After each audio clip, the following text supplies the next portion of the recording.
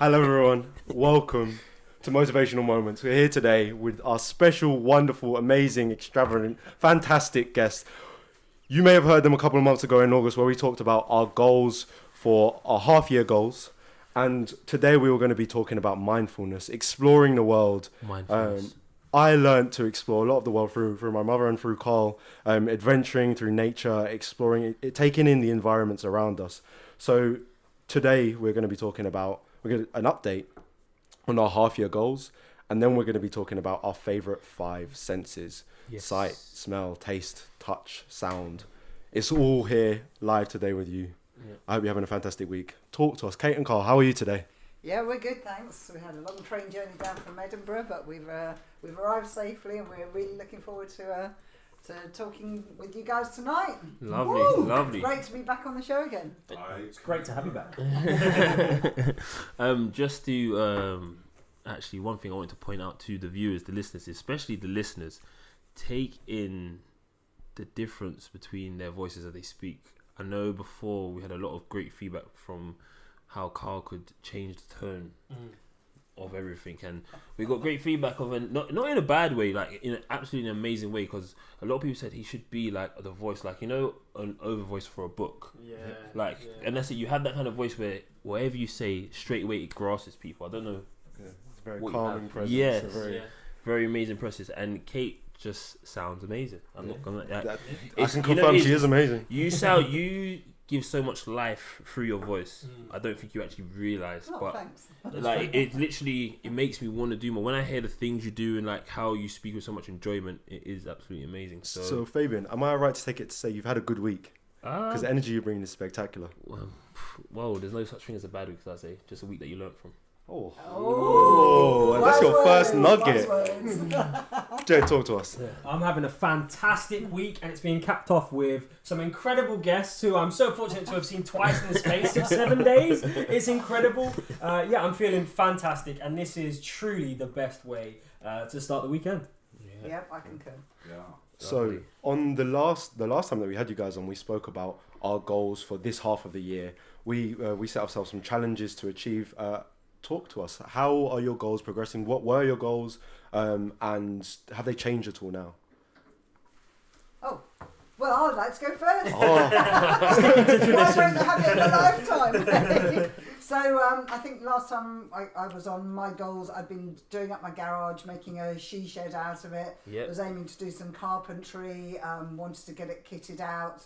So the progress that I have made so far is actually Carl booked me onto a 2-day carpentry course as part of my birthday present. And so I made a stool. Nice. So I learned to handmade some joints, using chisels, using tools. And so I really got, it was with a women's cooperative. So they only teach women. So it was really a really great experience, right up on the hill, in the middle of Dartmoor, up a tiny little lane in the middle of nowhere. So it was really very absorbing, very peaceful experience, and very holistic. And I was really pleased with the stool I've made, although I still want to put a few finishing touches to it.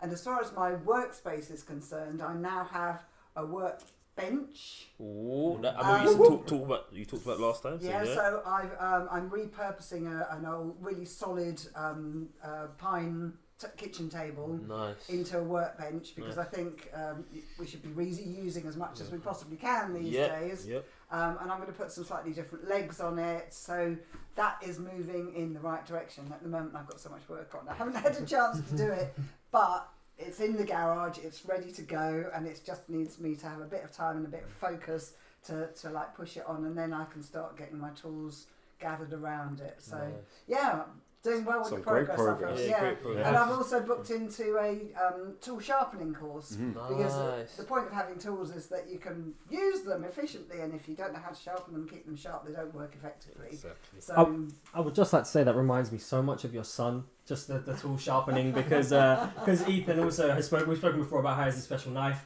and we'll take very good care of the knife, and also we'll make sure it's always super sharp so that he can cook it and he can use it to cook and do incredible things. That knife chopped me through university. Yeah. I hold on to that knife very closely. I wanted to actually just jump on that point you said about like reusing stuff, because and again about carpentry, because the company I work for obviously has a massive line of carpenters, and my main boss, he was an ex-carpenter, and he's in a minute building a shed in his house. Now we're on site and he goes, I need like 100 scaffold boards. I'm like, why would you need 100 scaffold boards for? And what he's doing is making this the outside of his shed. Oh wow, this is nice. And but what the best part about it, he's going to burn them to give it the old oak kind of look. Yeah. And to the normal person, you would never think of like look at that or do something like that. And when he showed it to me, I was just like, that's actually really nice. Yeah. It brings out the grain. Yeah, that's it. It brings out the grain, because it literally he burns it. Yeah. He burns it down, and then you wash it down, and literally you see the great grain of it, and it looks like £300 piece of oak, and you're like, okay, it's just a £10 scaffold board, and then and so just going on that, like you said, reusing stuff, and it is a massive thing that people do. But and one of the things that, like you said there, is definitely something I see where you just need to push yourself and give yourself time in to do it, because once you start, at the end, it's so worth it. Yeah, definitely. Yeah. But please continue, Carl. Yeah, I mean, I think last time I was here, I said I was going to go away and think about it. So you've had a couple of months. What have you come up with? How's that thinking going? So the short answer would be I'm still thinking about it, but the longer answer would be I'm still drawing. I'm kind of thinking about this transition from doing what I'm doing into describing myself more as an artist and a musician. Okay. Nice. So I've been doing more creative stuff. So I've been on an improv weekend where I did some live singing and some live comedy. Nice. I've been on a sewing retreat just this last week where I've been learning to make, I made an apron, and I'm nearly all the way through making a jacket from scratch, so that's good. With a mate of mine, we did a kind of songwriting day, and we both we got a little bit of input into using GarageBand, so we can GarageBand, the beginners, and then once we get used to that, we can move on to Logic Pro, but start easy. So that's been quite good, and at the same time, and Fabian will relate to this because we talked about money, is working out at which point you can go, okay, I can do that, and not worry about the money. Yes. So what I do for work, as you know, is quite straightforward for me anyway. So I will continue doing easy, well-paid aspects of my work, and I shall say no to the bits where they go, can you write a report? So I'm just going to do the easy stuff, which is just getting people to think about what they're doing and saying to them, that's a good idea. That's awesome. That is a good idea. But what I really want to call out there is when asked what everybody's 6-month goals are, usually, and in this room, we aimed at practical things we are going to do. And you have come to us and said, I'm slowly transitioning into doing what I do now, to calling myself an artist and a musician. And I think that's really poetic and beautiful, in that what you've done is you've thought about a mindset, and a mindset change and an identity change. It's not I want to be able to list all the countries in the world, for example, which is what which is what I said, which is it's a checkable thing, it's a tangible thing. Your thing is so much more intangible and personal and fluid. And I think the mindset is the important thing. It's something we talk about in this podcast quite a lot, is the mindset to doing a thing is how you get to the tangible stuff. And it's really important, I think, that in all these processes, in all the things we want to do, is that the mindset comes through and you are embodying that. And I was fortunate enough to hear you toying around on the guitar when we came down, and I'm really excited to hear more of this music and this art coming through. So thank you for sharing that. Thank you. So what about you? Fabian, how's it going? Yeah. Big things. Yeah, man. Deep breath. Easy to do, right? Deep breath. We've been deep sea diving, trying to dive through life and go around this corner of the world and that corner of the world of life, and life is a very fascinating thing. It's been. I always say it's been a good year, because I say the next year is always going to be better than the last. As much as bad things happen, like, you don't know the future, so you can't say life is rubbish. You can't say life is bad. this year I had a big battle trying to get a CCJ off my credit account that I had no idea that was there. If you look back to previous episodes, we spoke about it with you guys. We spoke about it before that as well. And I got that removed, I think, last month. Yeah, and for people that don't even know, so like I was trying to explain, I was speaking to one of my mortgage advisors today, and he was like, wow. He's like, yeah, I know, right? Because you don't hear, like I stress it so much time, you don't really hear people getting things like that removed, because once it's on there, it's normally on there for 6 years. And it took me many phone calls, money, everything to try and remove it. And it's the whole thing when you talk about processes, and I think about before, like in my old job, would I have done something like this? Would I have gone, oh, just forget it?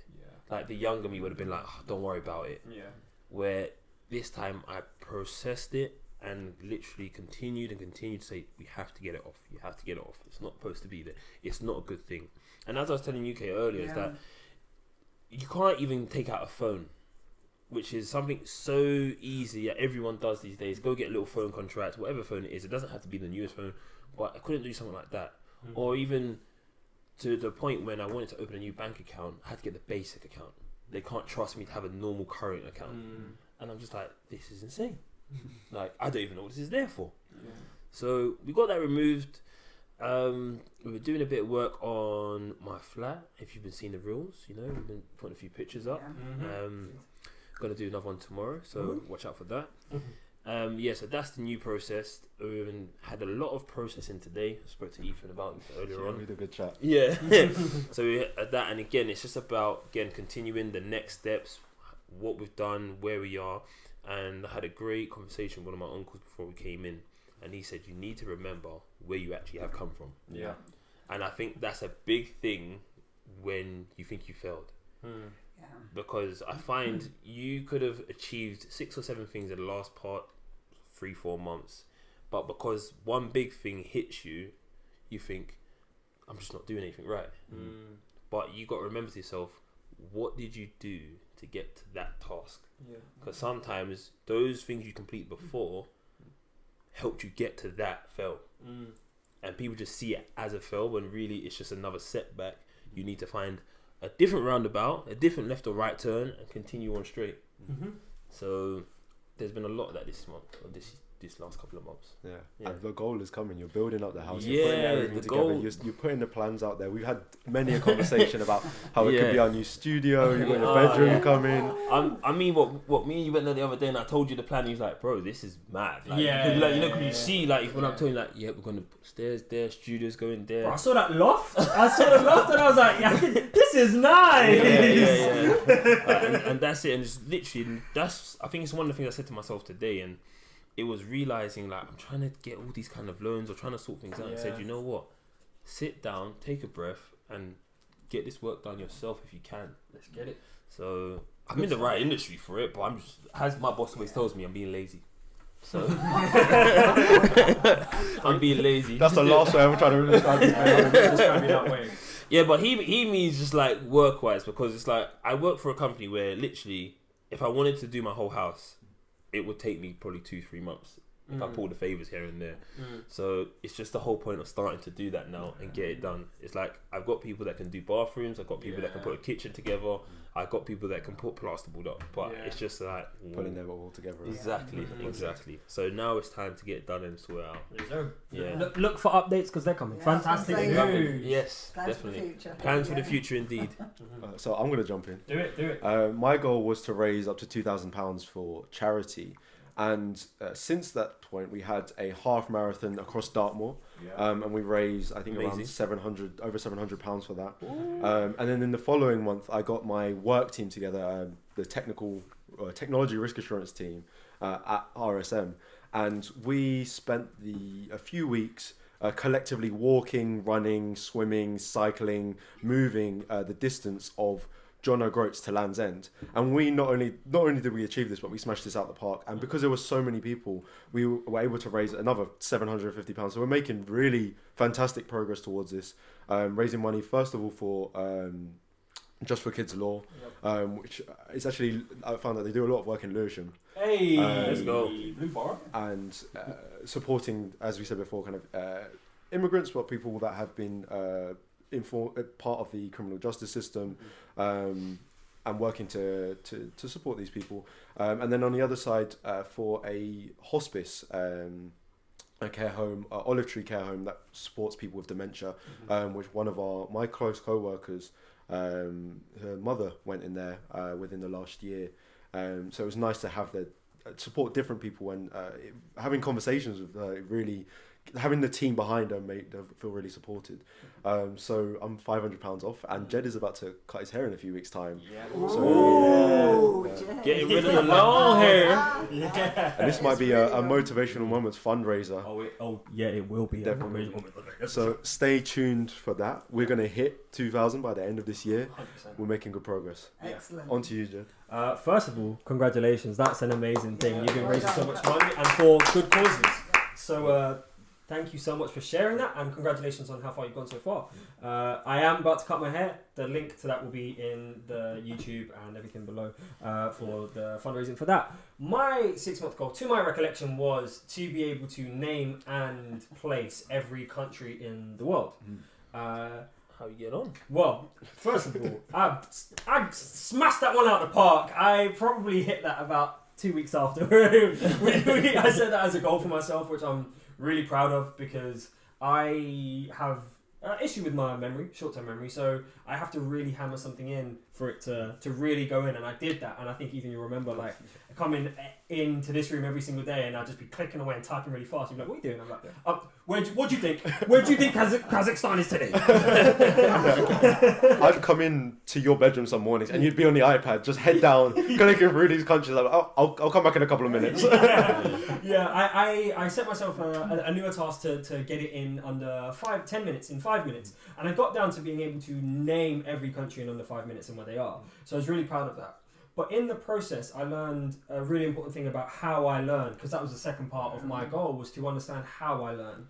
And one of the key things for me in how I learn is applying, and I think this might be something that other people can apply to themselves, is that when you apply meaning to a piece of information, it becomes so much easier to fit in your brain. And I'm sure there are lots of memory strategies that are applying meaning to things. And so what I would do is, if I wasn't 100% sure, if I kept missing a country or not being 100% sure where a country is or how to spell it, I would look it up. I would look up the country and I would look at its flag, and I would connect the flag to the spelling, and then I'd be like, I would look up the meaning behind why the flag is the way it is, because I have a interest in flags anyway, so it helps that. But then the second... That's a fascination with flags. Fascination. Vexillology is the one. But I also I would look at the history of the country, because there are some countries that I was looking at that were like 25, 30 years old, and so the history is incredibly short, but the things that are behind it are even greater. So it was really empowering to my ability to learn and my ability to understand my learning,